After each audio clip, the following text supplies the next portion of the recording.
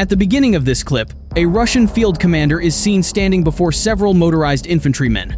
His firm gestures and the way he points to a map or in a specific direction make it clear that he is giving route instructions to the motorized infantry team. On the other hand, the commander, trusted by the Ukrainian Azov snipers, is also instructing his troops to immediately take up their designated positions and await the Russian motorcycles' movements. The Ukrainian Azov snipers arrive at their designated positions, and this is what happens.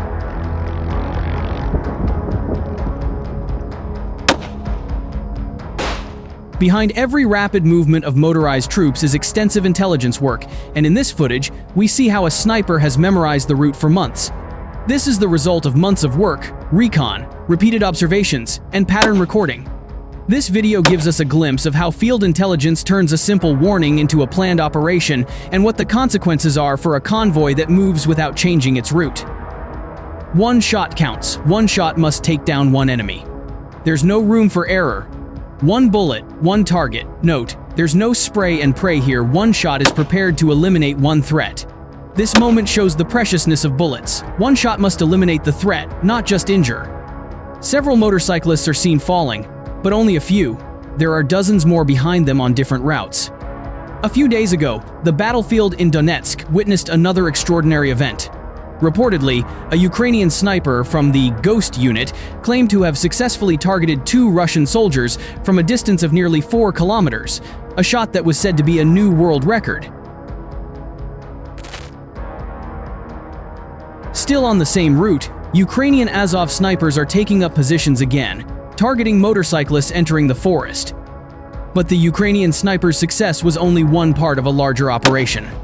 The Azov unit, renowned for its advanced urban combat and field tactics, didn't stop at one kill shot. As soon as the Russian motorized convoy began moving along the same route, one they had memorized for months, Azov immediately launched several hunting drones into the air. These small, high-speed drones served not only as reconnaissance, but also as rapid-fire attack weapons. They marked the Russian motorcyclists' positions, sending coordinates directly to ground units, and some reportedly even carried light payloads for direct hits. Motorcyclists ambushed by drones could only surrender. Before the motorcyclists reached their pre-arranged location, the drones relentlessly pursued them. If the motorcyclists reached their hiding place, it would further drain the resources of the Ukrainian Azov drone monitoring unit. Before the Russian motorcyclists moved, Russian armored vehicles had already cleared a path for the motorcyclists to safely pass through. But the Ukrainian Azov drone unit was also monitoring the Russian armored vehicles. One by one, the Russian tanks were eliminated. Ukrainian Azov drones blew up Russian armored vehicles.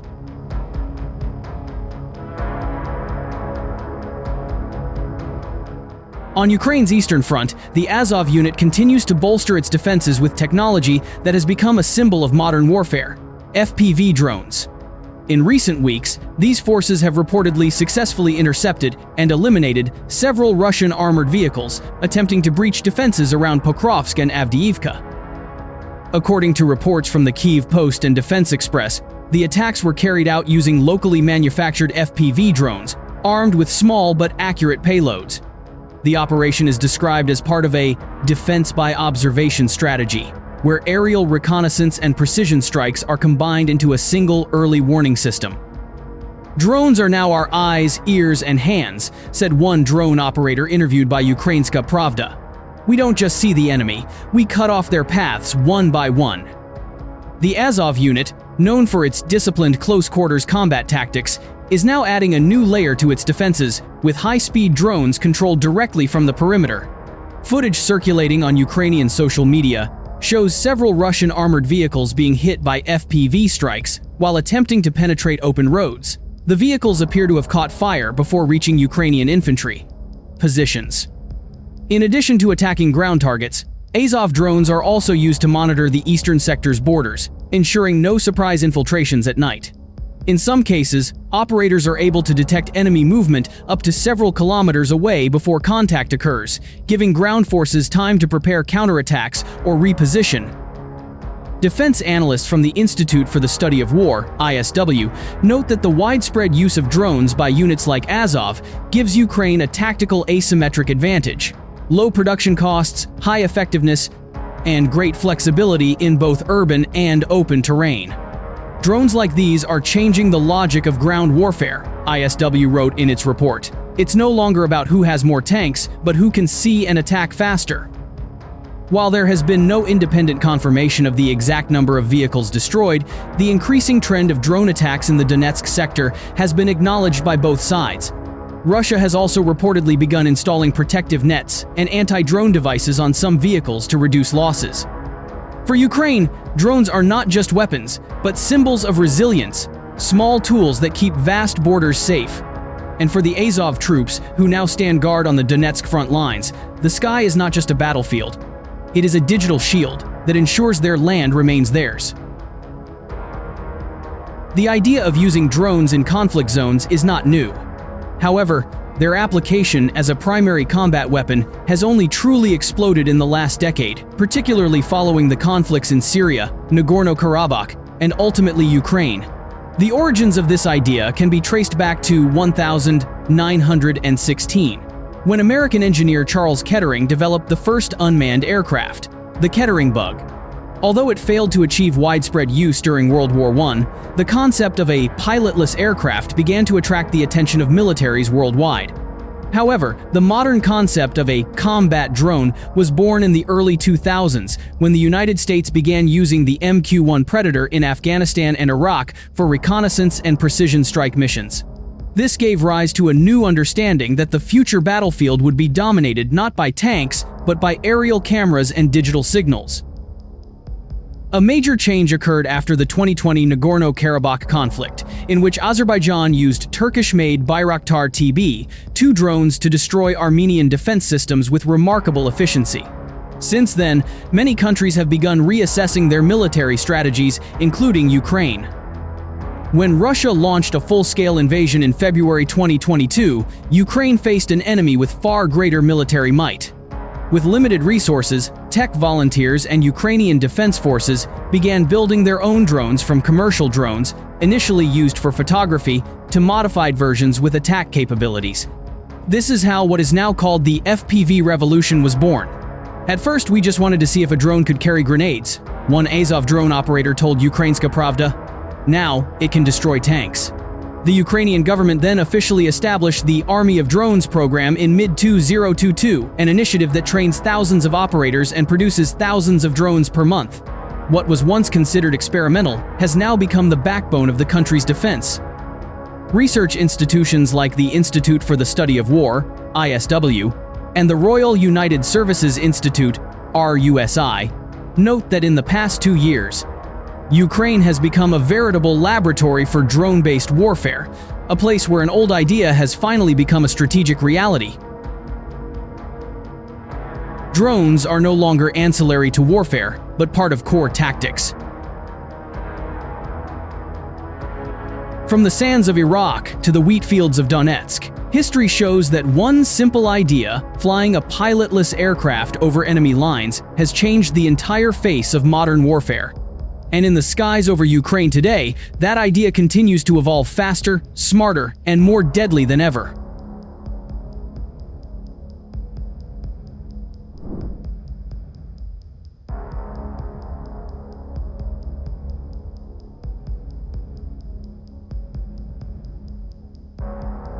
Modern warfare is no longer solely determined by tanks and artillery shells, but by small, unmanned machines flying in the skies, drones. From its initial idea 100 years ago to its current primary weapon in the Ukrainian army, this technology has changed the dynamics of global conflict.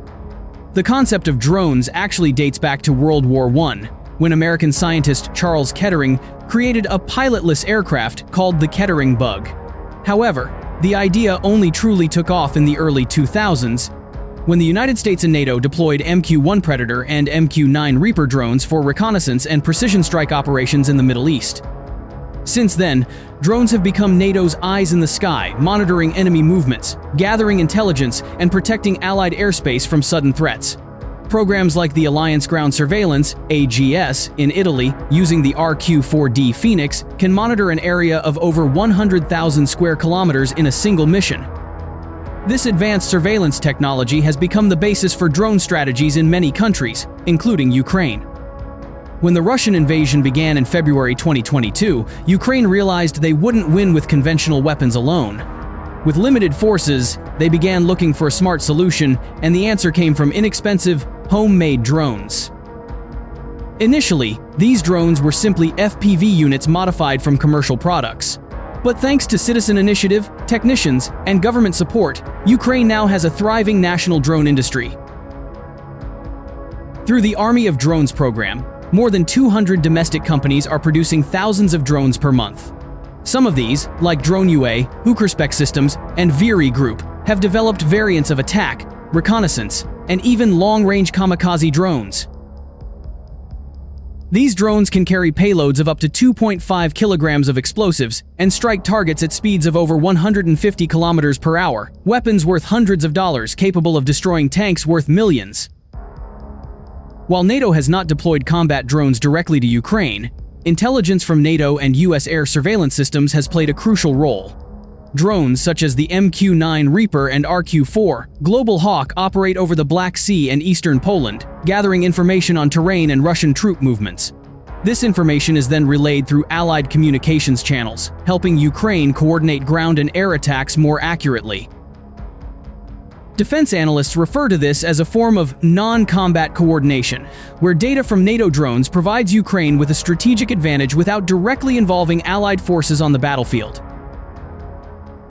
On the eastern flank, elite units like the Azov Regiment have been the most active users of FPV drone technology.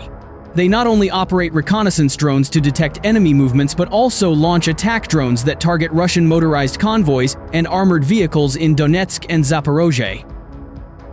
According to field reports, Azov operates a multi-layered network of drones, reconnaissance, attack, and artillery fire directing.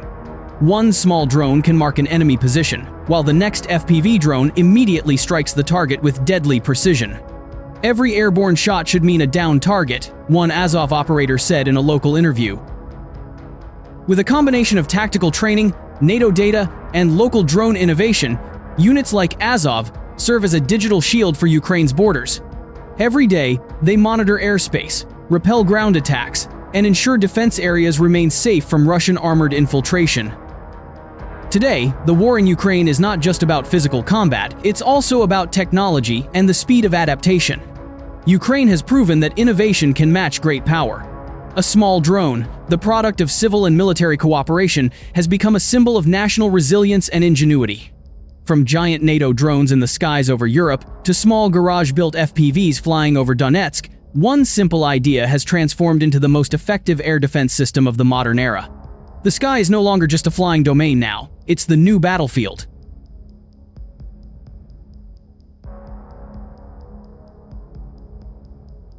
Drones have become a symbol of modern intelligence and military technology.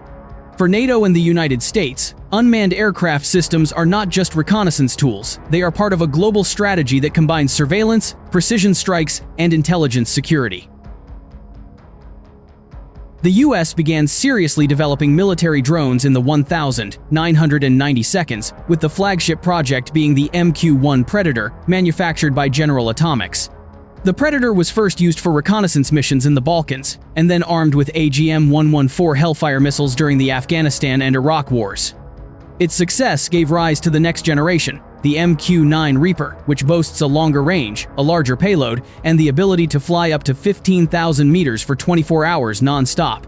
Since then, American drones have become the backbone of NATO's Eyes in the Sky operations, monitoring troop movements, collecting terrain data, and striking high-value targets with minimal risk to personnel. NATO itself has a dedicated program called Alliance Ground Surveillance, AGS, based in Sigonella, Italy. This program uses the RQ-4D Phoenix, a variant of the American Global Hawk drone, to monitor European airspace and NATO's eastern borders. The drone is capable of monitoring an area of 100,000 square kilometers in a single flight, transmitting real-time data to Allied command headquarters. With synthetic radar and electro-optical sensors, AGS allows NATO to monitor the movement of vehicles, artillery, and even fuel supplies in a war zone without having to send manned aircraft into the area at risk.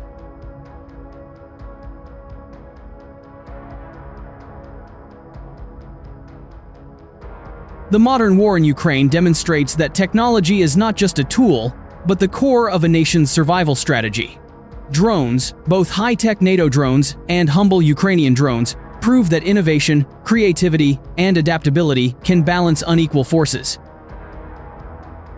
From this, we learn that superiority on the battlefield is not just about expensive weapons, but about the human ability to learn quickly, adapt, and collaborate. What Ukraine is doing with drones today can serve as an example to the world. How small technologies, when used intelligently and with discipline, can protect territory, save lives, and change the course of history.